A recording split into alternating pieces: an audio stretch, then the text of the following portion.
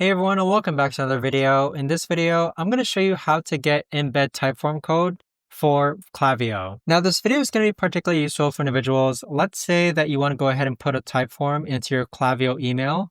How do you actually go ahead and get the typeform embed code? Now, this video is going to be short, sweet, and simple, guys. There's not going to be a lot of steps involved. Now, first click onto the form which you want to get the embed typeform code for. Next, click on Share. Then from here, on the left-hand side, you want to go ahead and click on Embed in a web page. Then click on New Embed.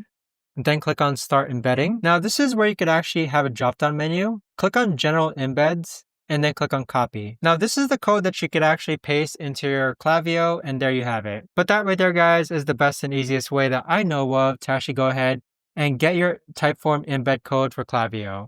If you guys know of a better, easier way to actually do this, let me know in the comments down below. I would love to know.